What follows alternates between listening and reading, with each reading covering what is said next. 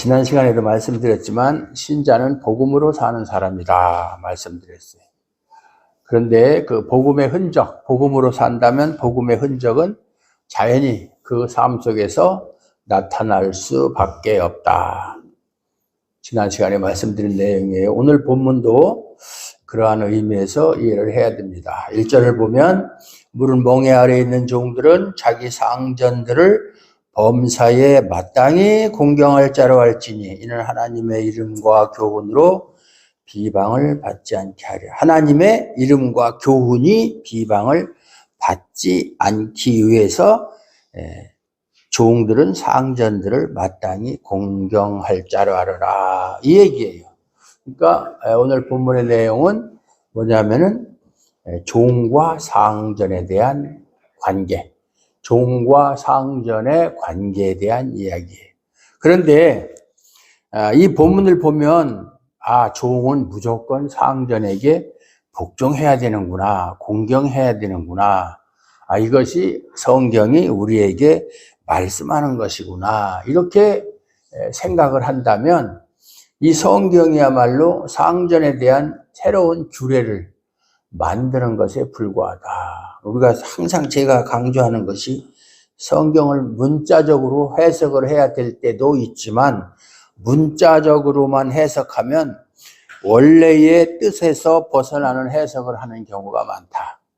그걸 조심을 해야 돼요. 그런데 본문을 보면 종이 상전을 공경하지 않는다면 그것은 하나님의 이름과 교훈이 비방을 받는다. 비방을 받는, 해방을 받는다. 이렇게 얘기하고 있는 거죠. 이것을 보면 상전에 대한 공경을 말하는 것은 단지 상전이 종으로부터 공경을 받아야 될 대상. 상전은 무조건 종에게 공경을 받아야 될 대상이다. 또는 상전이 공경받도록 하기 위해서가 아니라 하나님의 이름과 교훈이 비방을 받지 않도록 하기 위함이다. 라는 것을 알 수 있어요. 종이 상전을 공경하는 것은 그것이 정해진 규례가 아니라 그렇게 하지 않으면 하나님의 이름과 교훈이 비방을 받기 때문에 그렇게 해야 된다. 그 얘기예요. 좀 설명을 들으면 좀 이해가 할 거예요. 그러면 종이 상전을 공경하는 것하고 하나님의 이름과 교훈이 비방을 받는 것하고 무슨 관계가 있는가 이렇게 한번 생각을 해볼 수가 있죠. 먼저 종을 상전이 공경한다는 것은 쉬운 일이 아니에요. 종이 상전을 우리나라도 옛날에 종이 있었잖아요. 노비가 있었고 근데 우리나라의 종의 개념과 또 이 유대 사회에서의 종의 개념은 좀 다릅니다. 우리나라에서는 이제 그 노비라고 옛날에 추노라는 드라마가 있었는데 그 노비는 이제 그 주인의 소유물이죠. 노비인데 노비도 종류가 관노비가 있고 사노비가 있어요. 관노비는 관가에서 일하는 사람. 또 사노비는 개인 가정에 속해 있는 그런 노비. 또 관노비는 또 솔거노비가 있고 외거노비가 있고 이건 역사 공부인데 솔거노비는 그 집에서 먹고 자는, 외거노비는 글자 그대로 출퇴근하는 사람. 그러니까 이 이스라엘의 종의 개념과는 좀 많이 다르다. 이스라엘의 종은 주인의 소유물이에요. 인격도 없어요. 그냥 돈 주고 사고 팔고 잘못하면 죽여도 상관없어요. 짐승이에요. 인간적인 인격이 없기 때문에 그렇게 취급을 당하는 거예요. 근데 우리나라는 그렇지 않았었죠. 그런 종이 그렇게 물건 취급당하고 짐승 취급당하는 종이 상전을 진심에서 우러나오는 마음으로 공경을 할 수 있을까? 쉬운 일이 아니죠. 주인이 시키는 대로 하루 종일 정말 뼈 빠지게 일을 하고 아무리 열심히 일을 해도 자신의 소유로 돌아오는 것은 아무것도 없어요. 누가복음에 보면 무익한 종에 대한 이야기가 나오잖아요. 종이 밖에 나가서 하루 종일 열심히 일을 하고 해가 지도록 일을 하고 집에 와서는 또 쉬는 것이 아니라 주인이 먹을 음식을 또 준비해야 되고 또 주인이 닦을 그 물도 준비해야 되고 그렇게 했다고 그래서 주인이 야, 너 오늘 참 고생 많이 했다. 이 뜨거운 날씨에 쉬지도 못하고 하루 종일 일하고 또 집에 와서는 나 먹을 밥도 음식도 준비하고 또 내가 씻을 물도 다 준비하고 허드렛 일도 하고 고생했다. 그런 소리 안 한다 이거예요. 주인한테 종이 수고했다고 주인이 살해하겠느냐, 감사의 표시를 하겠느냐, 할 필요가 없죠. 걔가 집을 잘 지킨다고, 도덕을 잘 지킨다고 걔한테 보너스를 줍니까? 걔한테 뭐 특별 대우를 해줍니까? 마찬가지예요. 그저 종은 주인이 시키는 일을 다 하고 나서 그저 사례를 못 받아도 이 무익한 종이 할 일을 했을 뿐입니다. 이게 종의 자세다. 거기서 이제 말하고자 하는 것은 하나님의 종도 그러한 자세로 하나님을 섬겨야 된다. 그걸 이제 강조하기 위해서 우리가 하나님을 섬기는 게 하나님께 뭘 받으려고, 내가 이렇게 하나님을 섬기면 거기에 따른 반대 급부를 위해서 하나님을 섬기는 게 아니다 그 말이에요. 많은 사람들이 그렇게 생각해요. 내가 하나님께 열심히 하나님을 섬기고 봉사하면 뭔가 나한테 오는 게 있을 것이다. 그걸 기복주의라고 그러는 거예요. 기복주의. 그게 아니다. 뭐 1, 2년만 그렇게 하는 것이 아니라 평생을 그렇게 살아야 하고, 자기만 그렇게 삽니까? 자기 자손도 종이라는 굴레에서 벗어날 수 없는 비참한 인생이 종의 운명이에요. 종의 운명. 자기대로 끝나고 자기 아들들은 자유인이 돼가지고 뭐 출세도 하고 부자가 되고 뭐 그러는 게 아니라 자기 자식도 종이에요. 이러한 종에게 과연 자신을 주관하고 부리는 상전을 공경할 마음이 생기겠느냐? 어쩔 수 없이. 안 하면 안 되니까. 안 하면 죽음이니까. 이러한 종의 처지에서 나올 수 있는 것이라면 그저 신세한탄. 나는 왜 저 사람처럼 자유인으로 태어나지 못하고 이렇게 종으로 살아야 되는가? 그런 신세한탄이 저절로 나올 거 아니에요. 힘들고 어려울 때마다 아이고 내 팔자야. 내가 왜 종으로 태어나서 이런 고생을 하느냐. 요즘 말로 왜 흙수저로 태어나서 이렇게 고생을 하느냐. 금수저나 은수저로 태어났으면 편안하게 살 텐데. 이것이 곧 하나님을 향한 불평과 불만으로 나타난다. 이거 누가 그렇게 자기가 원한 게 아니잖아요. 누가 종으로 태어나고 싶은 사람이 있습니까? 다 상전으로 태어나서 마음껏 종을 부리면서 자유스럽게 살고 싶지. 그러나 자기 뜻대로 된 게 아니잖아요. 하나님 왜 나를 이렇게 만드셨습니까? 라고 하면서 하나님의 창조 자체, 그러니까 하나님의 창조 계획 자체를 거부하게 되고 자신이 원하는 자신을 위한 창조, 내가 원하는 건 이런 게 아니었습니다. 나는 이렇게 살고 싶지 않았습니다. 나는 지금보다 훨씬 더 자유스럽게 행복하게 살고 싶었습니다. 그런데 왜 하나님 나를 요 모양 요 꼴로 만들었습니까? 라고 불평하게 된다 그 말이죠. 이것이 신세한탄이잖아요. 종은 이런 한탄을 가슴에 품고 살아가지 않겠어요? 자기 자식이 낳았는데, 우리 드라마 같은 거 보면 그냥 똑똑한데 아버지 피를 이어받았으니까 아버지가 예를 들어서 뭐 대감이라도 그 자기를 낳아준 어머니가 노비면 자기도 노비예요. 그러니까 아버지를 피를 이어봐서 머리는 좋고 공부만 시켜주면 과거에도 급제하고 출세할 수 있는데 과거를 볼 자격도 없어요. 그러니까 그걸 보면서 어머니의 마음이 얼마나 마음이 무너지겠는가 그 말이에요. 그런 한탄을 가슴에 품고 살아가지 않겠는가. 그런 일들이 뭐 비일비재했었죠. 그런데 이것이 곧 복음의 정신에서는 벗어나는 것이다. 이렇게 신세한탄하고 하나님을 원망하고 자기 운명을 저주하는 이러한 것들이 하나님의 복음을, 그것을 방해하는 것이다. 그거예요.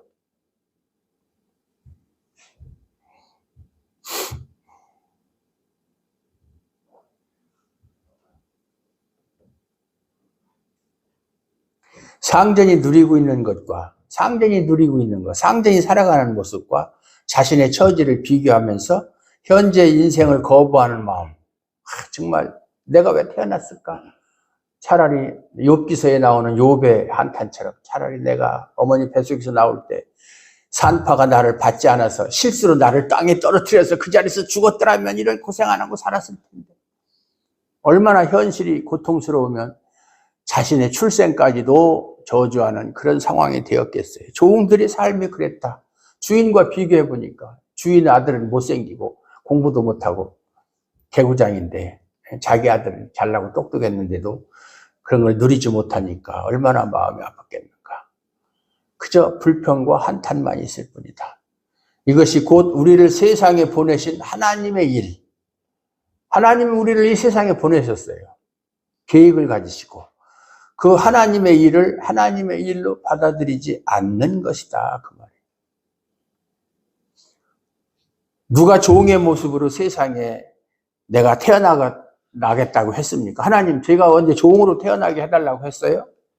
하면서 하나님의 일 자체를 거부하고 싶어하는 그것이야말로 하나님의 이름과 교훈을 비방하는 것이다. 그게 하나님이 하신 일에 대해서 불평하고 불만을 가지는 것은 하나님의 일을 인정하지 않겠다는 거잖아요. 난 그걸 받아들일 수가 없다. 내가 원해서 그런 것이 아니니까. 그것이 하나님의 이름과 교훈을 비방하는 것이다 라고 오늘 말씀을 하고 있어요. 하나님께서 우리를 세상에 보내신 것은 우리가 잘 먹고 잘 살게 하기 위해서가 아니에요. 사람들이, 많은 교회들이 하나님이 우리를 이 세상에 보내고 우리를 부르신 것은 우리를 잘 먹고 잘 살게 하고 성공하게 하고 행복하게 하기 위해서 하나님이 우리를 부르셨다 이렇게 이야기하는데 그게 아니에요. 그게 주 목적이 아니고 그리스도로 말미암아 하나님의 영광을 찬미나 찬양이나 뭐 같은 얘기인데 하나님의 영광을 찬미하라고 하나님이 우리를 이 땅에 보내신 거예요. 우리가 할 일은 그것이 제일 중요한 일이고 첫째가 하는 일이에요. 그런데 그러한 복음의 정신 밖에서 복음의 정신이 아닌 인간적인 생각으로 인생을 바라보기 때문에 하나님의 영광을 찬양해야 할 일을 부여받은 내가 보이는 것이 아니라 종으로 살아가는 처량한 자신의 신세만 보이게 된다 그 말이에요. 나는 내가 이 세상에 온 것은 내가 어떤 처지에 살든지 부하든지 가난하든지 뭐 건강하든지 약하든지 낮든지 높든지 상관없이 내가 할 일은 하나님의 영광을 찬양하는 것이다. 그래서 하나님이 나를 이 세상에 보내셨다라는 생각을 하지 않고 현재 자기가 처한 형편을 불평하고 한탄하면서 그렇게 자신의 신세한탄만 하는 것이다. 이것이 하나님의 이름과 교훈을 비방하는 것이다. 하나님의 일을 거부하는 것이다.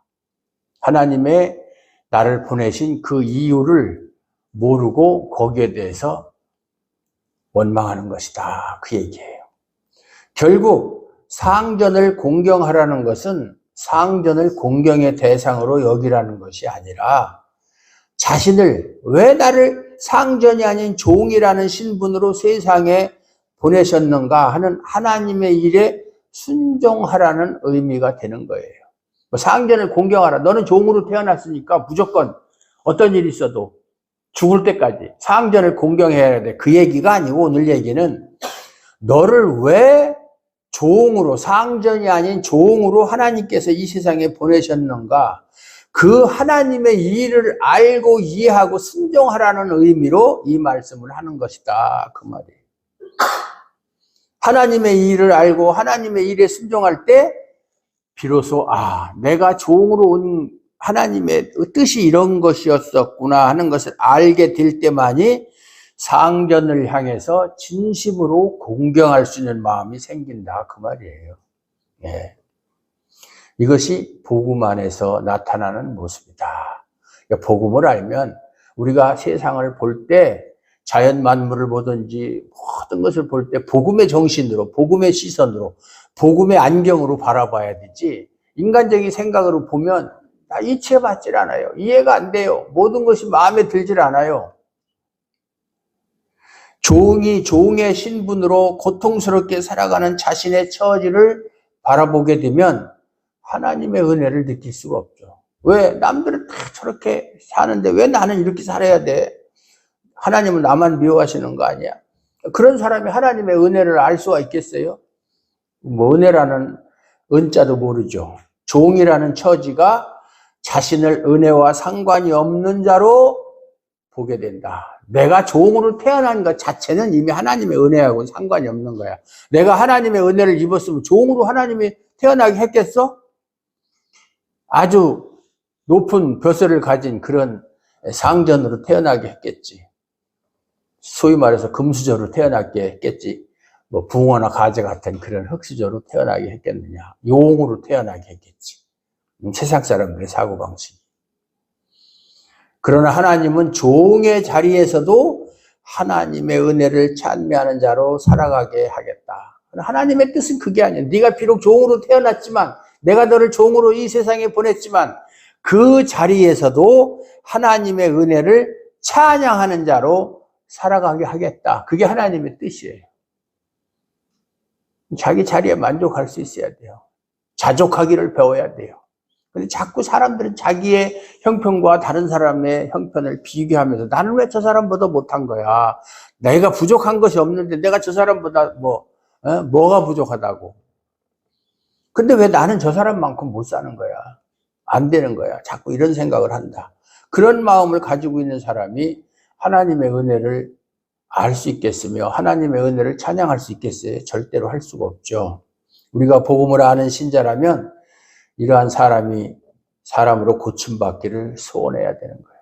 내가 비록 어렵고 힘들고 남들이 무시하고 멸시하는 자리에 있을지라도 이 자리에서도 하나님을 찬양하는 자로 살아가도록 하나님이 나를 이렇게 만드셨구나. 그것이 하나님의 뜻이구나. 이렇게 하나님의 뜻에 순종할 수 있는 사람이 되어야 된다. 이건 패배주의하고는 다른 겁니다. 나는 이렇게 태어났으니까 어쩔 수 없어. 그저 현재 그냥 아무리 힘들고 어려워도 그냥 이렇게 살다가 죽어야 되는가 봐. 이건 패배주의자가 갖는 생각이에요. 이 자리에서도 나는 얼마든지 하나님의 은혜를 찬양할 수 있다. 그거는 패배주의하고는 전혀 다른 겁니다. 만약 하나님께서 종과 상전을 차별해서 대우하신다면 종의 처지에 있는 사람들은 얼마든지 하나님의 일에 대해서 불평할 수 있어요. 하나님은 나를 종으로 내보내고 다른 사람은 상전으로 이 세상에 보내고 그리고 종과 상전을 차별 대우한다면 얼마든지 하나님을 원망할 수 있잖아요. 나를 왜 종으로? 내가 원한 것도 아닌데. 그래놓고 나서 더군다나 종으로 태어난 나에게 또 불이익을 준다면 그런 하나님이야말로 불공평한 하나님이니까 얼마든지 비난할 수도 있고 원망할 수도 있고 참 하나님께 불만을 토로할 수도 있어요. 불공평하니까. 그런데 하나님은 종과 상전을 차별하지 않으신다. 하나님은 사람을 차별하지 않습니다. 우리는 그렇게 세상적인 사고방식으로 하나님이 보실 때 귀한 사람, 천한 사람, 높은 사람, 낮은 사람 차별하는 거. 우리가 디모데 후서에 보면은 큰 집에는 그릇들이 많아서 금그릇도 있고 은그릇도 있고 여러 가지 그릇이 있다. 그래서 그 본문을 가지고 금그릇이 되자. 그런 설교 제목으로 설교하는 거 들어보신 적 있을지 몰라요. 우리는 금그릇이 돼요. 금그릇이 되는 게 자기 의지로 금그릇이 됩니까? 자기 의지로 금수저가 됩니까? 하나님이 금수저로 만들어줘야 금수저고 은수저로 만들어줘야 은수저지. 내가 누구든 금수저로 태어나고 싶지 않은 사람이 누가 있겠어요? 거기서 말하는 것은 금그릇이 귀하다는 게 아니라 뒤에 보면 깨끗한 그릇을 주인이 쓴다. 아무리 금그릇이라도 더러운 그릇은 쓰질 않는다. 주인이 쓰는 그릇은 그것이 비록 은그릇이 됐든 나무 그릇이 됐든 그게 어떤 재질로 만들어진 그릇이냐가 중요한 게 아니라 음식을 담아 먹을 수 있을 정도로 깨끗한 그릇이어야 주인이 사용하는 것처럼 너희도 너희의 신분과 상관없이 처지와 상관없이 하나님 앞에서 깨끗하고 경건한 사람을 하나님이 사용하신다. 그 얘기예요. 금그릇이 되자. 그건 아주 말도 안 되는 얘기예요. 똑같은 하나님의 도구로 여기는 거예요. 하나님은 누가 더 귀하고 천하 그렇게 따지질 않아요. 마치 제가 그런 얘기 가끔가다 하잖아요. 드라마 촬영할 때 보면 그 PD가 사람 역할을 배정하죠. 누구는 왕으로 왕 역할을 시키고 누구는 신하 역할도 하고 누구는 대장군 역할도 시키고 누구는 일개 병사 역할도 시키고 그러잖아요. 그것은 배역을 맡기는 사람을 차별하는 게 아니에요. 오히려 왕의 역할을 맡은 사람보다 밑에 쫄병으로 나온 사람이 더 인기 스타가 더 쫄병으로 나오는 수가 있잖아요. 예? 옛날에 대지영인가? 그거 할 때도 보면은, 거긴 대지영이 누가 주인공입니까? 최수정이가 주인공인데, 그는 연개소문의 그 종으로 나오잖아요. 연개소문의 종. 연개소문이 말 탈 때, 말 밑에서 이렇게 엎드려가지고 밟고 올라가라고. 얼마나 참 무서운 거예요. 그 사람은 나중에 참, 예? 발해를 건국하는 그런, 발해의 시조가 되는데, 연개소문보다 더 훌륭한 사람이죠. 연개소문은 망이지, 대망이지. 요즘으로 말하면 총리지만은, 막강한 물론 권력을 가진 총리였었지만, 대지영은 왕이 될 사람이잖아요. 왕. 그거 배역하고 상관없다 이거예요. 배역이 낮다고 해서 그 사람 자체가 낮은 것은 아니잖아요. 그리고 거기서 예를 들어서 왕의 역할을 맡았다고 그 사람이 영원한 왕 노릇해요? 종 노릇으로 나왔다 해서 계속 종 노릇하고 삽니까? 드라마 끝나면 모든 것이 다 원해치 되는 거잖아요. 예. 그거예요. 그러니까 이 세상도 한 편의 드라마예요. 이것을 계획하고 운영하시는 분이 하나님이시고 우리에게 배역을 맡긴 거예요. 일시적인 배역이에요. 어떻게 아무리 대통령이 됐어도 일시적이잖아요. 우리가 가난하게 살면 그거 영원히 그렇게 삽니까? 일시적인 거예요. 그런데 우리는 종이라는 역할에 대해 자기가 맡은 배역에 대해서 무척이나 못마땅해 한다. 이왕이면 나도 왕 노릇 하면서 호통이나 치고 말이야. 여봐라 그러고 말이야. 정들은 들으시오. 이렇게 하시오 그러면 네. 성원이 만극함 이런 소리 듣고 싶은 것이 인간이다. 왜 나한테 그런 역할을 주지 않았느냐. 이것이 우리의 현실이라고 생각해 본다면 참으로 한심스럽게 짝이 없는 것이 바로 우리다. 참 현실만 보는 건데. 예. 제자들이 마태복음을 보면 예수님과 함께 길을 가다가 태어날 때부터 맹인된 사람을 만납니다. 그러니까 제자들이 예수님에게 뭐라고 질문을 합니까? 선생님, 이 사람이 맹인된 것이 누구의 죄로 인함입니까? 라고 질문을 해요. 그 제자들의 사고방식은 사람이 태어난 것부터가 차별이 있다고 생각하는 거예요. 태어날 때부터 차별이 있다. 소위 잘 태어나고 못 태어난 것으로 사람을 구분하는 것이다. 두 눈이 멀쩡한 자신들에 비해서 낳을 때부터 맹인이었다는 것은 뭔가 그 인생이 단단히 꼬인 것이다 라고 생각을 한 거예요. 제자들은 그것을 죄로 여긴 거예요. 분명히 이건 죄 때문에 이렇게 된 것이 왜 남들은 다 두 눈이 멀쩡해서 태어나는데 앞을 못 보는 맹인으로 태어났는가. 그래서 그것이 죄로 여기고 그 죄가 누구의 죄로 인한 것이냐고 궁금했고 그것을 예수님에게 질문을 했어요. 그러니까 예수님 뭐라고 말씀하셨습니까? 누구의 죄 때문도 아니고 다시 말해서 본인의 죄도 아니고 부모의 죄도 아니고 하나님이 하시는 일을 나타내기 위해서다. 하나님이 하시는 일을 나타내기 위해서다라고 말씀하셨어요. 이 말씀은 멀쩡한 눈을 가지고 태어났다고 해서 잘난 척할 거 없다는 거예요. 멀쩡한 눈으로 태어나는 것이 맹인보다 잘났기 때문도 아니고 맹인보다 더 착하기 때문도 아니라는 거예요. 하나님은 그거 가지고 판단하고 차별하지 않으신다는 거예요. 멀쩡하든 맹인이든 하나님께서 하나님의 일을 나타내시기 위해서 하신 하나님의 일이다.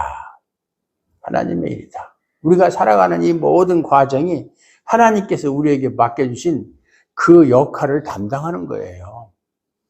배역을 받아서 그 배역에 충실하는 거예요. 따라서 하나님 앞에서 중요한 것은 맹인이냐 아니냐가 아니라 하나님의 일을 나타내는 자로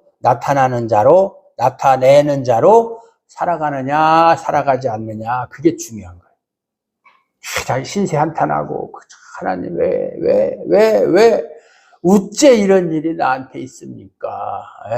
그렇게 원망하는 것이 아니라 자기가 처해진 현재의 상황에서도 하나님을 찬양할 수 있는 하나님의 일을 감당하는 자로 살아가느냐 살아가지 못하느냐가 중요한 것이다. 하나님은 그걸 보신다.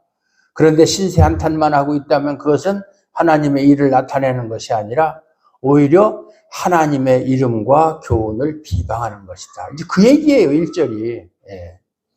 2절을 보면 믿는 상전이 있는 자들은 그 상전을 형제라고 가볍게 여기지 말고 더 잘 섬기게 하라. 이는 유익을 받는 자들이 믿는 자요 사랑을 받는 자임이라. 너는 이것들을 가르치고 권하라. 이게 무슨 말씀입니까? 상전을 형제라고 가볍게 여기지 말라는 말은 자기는 나는 종이에요. 근데 우리 상전이 나하고 같은 교회를 다니는 거예요. 예. 그런 경우 많잖아요. 예. 우리 회장님은 집사고 나는 그 밑에 사원인데 나는 장로고 그럴 수도 있고 아니면 뭐 회장이 높거나 내가 뭐 그 높거나 좀은 아니지만은 어쨌든 같은 교회를 다니는 그런 경우가 많아요. 네. 아, 우리 상전이 우리 참 나보다 높은 지위에 있는 분이 우리 저기 상급자가 같은 교회 다니니까 교회 안에서는 다 형제 자매니까 좀 내가 가볍게 여겨도 괜찮겠지 이렇게 생각하지 말라 그 말이에요. 믿음의 형제라는 것을 자신의 유익함으로 이용하지 말라. 유리함으로 이용하지 말라. 그리고 특히 이제 공무원이라든가 뭐 회사에서 나하고 같은 교회 다니는 사람이 회사 사장이면 나도 남들보단 더 좋게 대우해서 진급도 빨리 시켜주겠지 이렇게 생각하지 말라. 그건 그 사람의 능력에 따라서 진급을 하고 못하는 거지. 뭐 같은 교회 다닌다고 또 같은 학교 나왔다고 같은 고향 사람이라고 그거 버려야 되잖아요. 네. 그렇게 생각하지 말라. 그런 것처럼 같은 교회 다니는 그러한 관계라고 해서 그렇게 생각하면 안 된다. 네. 믿음의 형제니까 다른 사람보다는 자신을 특별히 잘 대해줄 것이라는 생각하지 말라. 이건 기독교인의 올바른 사고방식이 아니다. 그러한 생각들이 상전을 공경하고 순종하게 하는 것이 아니라 가볍게 여기는 결과를 가져온다. 가볍게 여긴다. 우리 한국 사람은 뭐 풀어주면 머리 꼭대기까지 오른다 그런 말이 있잖아요. 좀 잘한다 그러고 좀 자유를 주면 그냥 막 스승이고 선배고 할 거 없이 막 기어오르고 그렇게 하지 말라 그 말이에요. 하나님이 믿는 상전을 만나게 하신 것은 나에게 편함을 주기 위해서가 아니라 믿는 형제의 관계에서도 상전을 공경함으로써 하나님의 일을 나타내도록 하기 위해서다. 믿는 나와 똑같은 신앙을 가진 상전을 허락하신 것은 내가 좀 편하게 하기 위해서 그런 상전을 만나게 해주신 것이 아니라 그런 믿음의 형제 관계에서도 상전을 공경함으로써 하나님의 일을 나타내도록 하기 위해서 믿는 형제, 상전을 허락해 주셨다 그 말이에요. 무슨 말인지 아시겠죠? 네. 잘 모르겠어요. 그러므로 자기 유익을 추구하는 것이 아니라면 믿는 상전에 대해서도 가볍게 여기지 말라. 가볍게 여기지 말라. 당연하죠. 그렇게 하면 안 되죠. 네. 하나님 우리를 세상에 보내신 것은 우리 자신을 위해서가 아님을 분명히 알아야 돼요. 사람들이 잘못 알고 있는 것 중에 가장 큰 것이 이거예요. 하나님은 당신을 사랑하십니다. 하나님은요, 무엇을 하시든 하나님 자신을 위해서 일하시는 분이지 우리를 위해서 일하시는 분이 아니에요. 그거 착각하면 안 돼요. 그게 신앙의 기본이에요, 기본. 그것부터가 잘못됐어요. 그러면 출발이 잘못되면 결과는 당연히 잘못될 수밖에 없어요. 하나님은 당신을 사랑하십니다. 사랑하는지 안 하는지 지가 어떻게 알아? 하나님 이 세상 모든 사람 다 사랑하시나? 왜 모든 사람을 다 사랑하면 누구는 지옥에 보내고 누구는 천국에 보내나? 그리고 설령 사랑한다 할지라도 그 사랑하시는 것이 우리를 사랑하면 하나님 우리를 사랑해서 요한 1서에 보면 하나님은 사랑이시라. 하나님이 사랑 자체가 사랑이에요. 우리를 사랑하시는 건 틀림없는 사실이지만 우리를 사랑하시고 우리를 사랑해서 우리를 죄에서 헤매이는 자를 구원하기 위해서 예수님을 통해서 십자가에 참 우리 죄를 대신해서 죽게 하시고 우리를 구원하신 것, 우리를 위해서? 아니에요. 그것도 하나님 자신을 위해서 한 일이에요. 왜? 하나님 자신이 영광을 받으시려고. 하나님 자신을 위해서 하시는 거예요. 우리를 위해서 하시는 일은 없어요.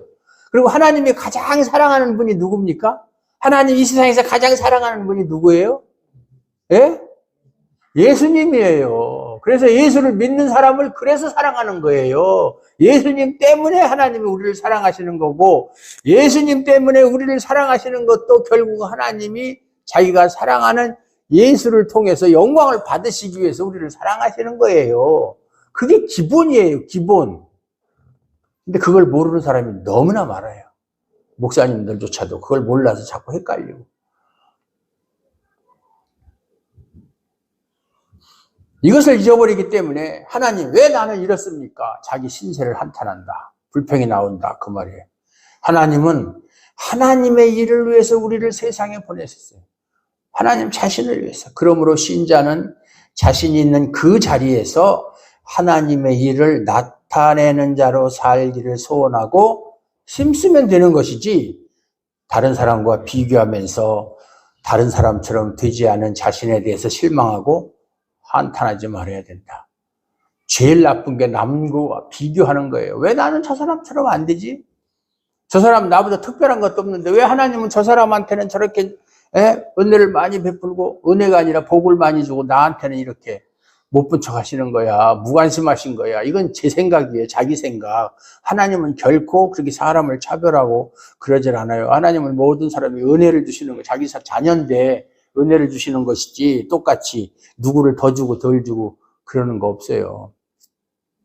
우리가 탕자의 비유에 보면 작은 아들은 아버지의 유산을 미리 받아가지고 먼 타국에 가서 그냥 기생들하고 먹고 마시고 허랑방탕하고 재산을 다 날리고 그랬잖아요. 큰아들은 열심히 아버지 밑에서 아버지가 시키는 대로 다 순종하고 일을 해. 누가 보든지 누가 더 착한 아들입니까? 당연히 큰아들이 착한 아들이잖아요. 당연히 큰아들이 착한 아들. 여러분도 자녀가 둘이 있는데 한 자녀는 그렇게 아버지 돈 많은데 아버지 뭐 다 쓰고 가실 것도 아니고 그거 어차피 우리한테 줄 건데 미리 좀 주세요. 좀 미리 좀 쓰게. 그래서 유산을 미리 받아가지고 다 쓰는 사람 많더라고. 야, 아버지가 아직 이렇게 시퍼렇게 살아계신데 무슨 벌써 유산이냐. 우리가 아버지를 잘 모시고 살아야 되지. 나중에 어련히 아버지가 주실까? 이렇게 생각하고서 아버지를 열심히 모신 아들하고 누가 더 효자예요? 그건 뭐 얘기할 필요도 없잖아요. 예?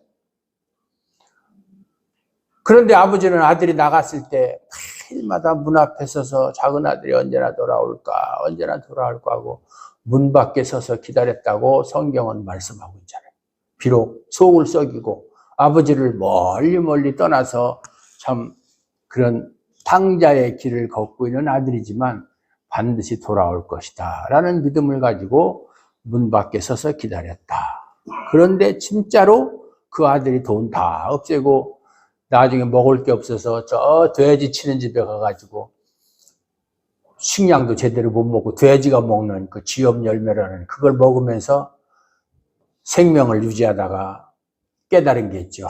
우리 집에는 먹을 것도 많고 우리 집에 사는 종들도 이렇게는 안 산다. 내가 왜 객지 나와서 이 생고생을 하느냐. 차라리 내가 아버지한테 맞아 죽더라도 아버지 집으로 돌아가자. 그리고 또 돌아오잖아요.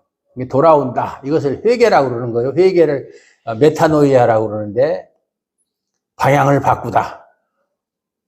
본래의 자리로 돌아오다. 이게 회개라는 말의 뜻이에요. 자, 또 돌아오는 거예요. 원래 자기가 있던 집으로. 근데 그것을 아버지가 보고서 그냥 달려나가서 그냥 껴안고 입 맞추고 그리고 그냥 비단옷을 입히고 막 그래가지고 또 사람들한테 내 죽었던 아들이 다시 살아왔으니 이게 얼마나 기쁜 일이냐 그러고 막 잔치를 베풀고 막 그러잖아. 잔치를. 그런데 마침 들에서 일하던 큰아들이 와서 보니까 막 풍악 소리가 들리고 임영웅이 초청해서 막 트로트도 하고 진성이가 막 안동역에서 노래도 부르고 막 그러니까 이게 뭔 일이야? 우리 집에 무슨 일이 있어? 하고 와보니까 자기 망나니 동생이 돌아왔다고 아버지가 그렇게 잔치를 베푸니까 얼마나 속이서 불나요. 나는 아버지 말씀을 한마디도 어기지 않고 순종하고 이렇게 했는데, 야, 너 고생했으니까 너 친구들을 불러서 같이 뭐 양이라도 한 마리 잡아서 잔치를 해라. 같이 그런 말 한마디 안 하고 저런 망나니 같은 아들이 돌아오니까 잔치를 해? 그러면서 집에 들어오지도 않으려고 그래. 그때부터 아버지가 미워지기 시작하는 거야. 아, 우리 아버지는 진짜 이상한 아버지다. 뭐 살이 벌써 치매 걸렸나? 왜 저렇게 판단을 못 하시지? 이런 생각을 했어요. 그러니까 사람들이 착각을 한 거예요. 아버지의 사랑이 아들에게 차별하는 걸로. 당연히 작은 아들은 덜 사랑하고 미워하고 자기만을 사랑해야 되는 줄 알았는데, 그 말씀을 그 비유에서, 그게 이제 그 비유가 세 가지가 나오잖아요. 뭐 양과 잃어버린 양의 비유, 잃은 드라크마 비유, 그 다음에 당자의 비유, 세 가지가 다 같은 거예요. 잃어버린 자를 찾으시는 하나님의 사랑을 얘기하기 위해 세 가지 비유가 다 똑같은 거예요. 하나하나 다른 게 아니라. 하나님은 잃어버린 자를 찾으시는 하나님이에요. 하나님은 똑같이 차별 대우하지 않고 기다리고 참아주시는 하나님이다 하는 것을 강조하기 위해서 그런 비유를 들은 거예요. 그건 비유죠. 세 가지가 다. 하나님은 절대 사람을 차별하지 않아요. 오히려 거기에서는 아버지의 행위에 대해서 비난한 큰아들보다는 비록 한때 잘못을 했지만 아버지의 재산을 탕진하고 그렇게 못된 짓하고 그랬지만 그것이 잘못이라는 걸 깨닫고 돌아온 작은 아들이 더 귀한 거예요. 사람은 태어나서 살면서 하나님과 죄를 안 짓는 것이 중요한 것이 아니라 죄를 졌을 때 그걸 깨닫고 회개하는 것이 더 중요한 거예요. 죄를 지었으면서도 그것이 죄인 줄도 모르고 회개하지 않는 것이 더 큰 죄예요. 그걸 아셔야 돼요. 사람은 죄 안 짓고 살 수 없어요. 실수하지 않고 살 수 없어요. 그걸 아셔야 돼요.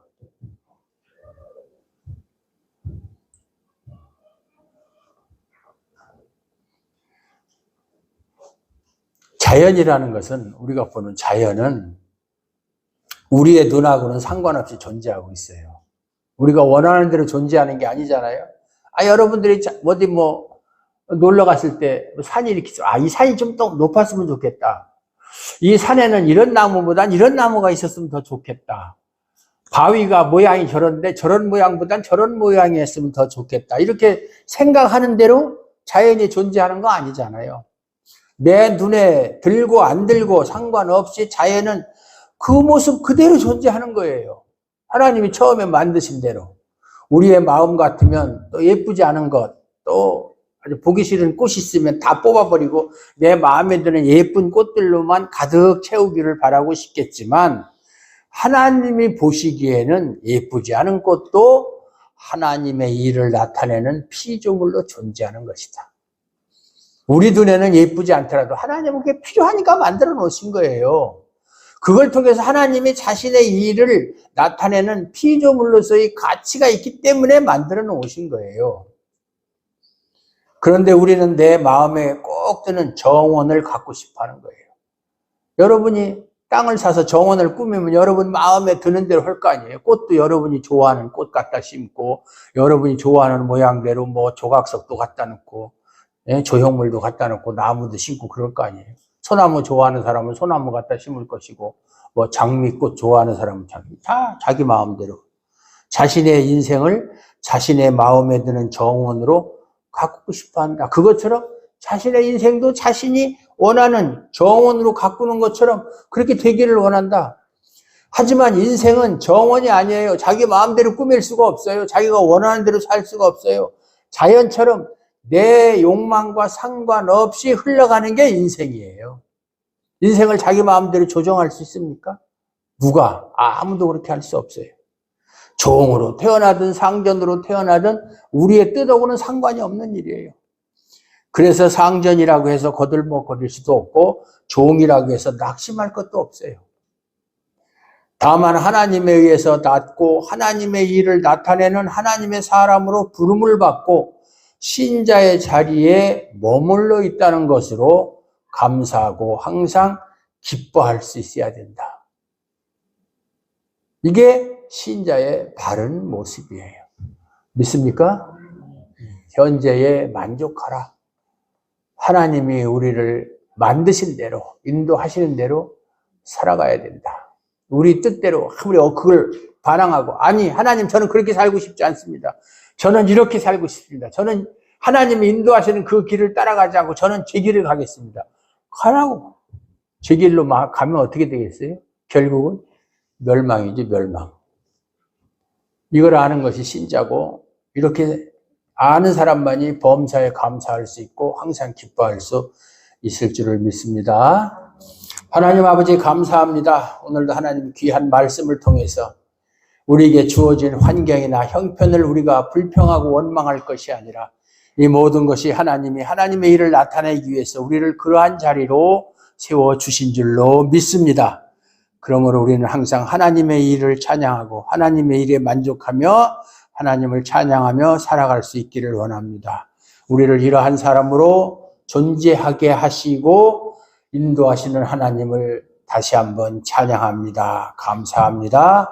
예수 그리스도의 이름으로 기도드리옵나이다. 아멘.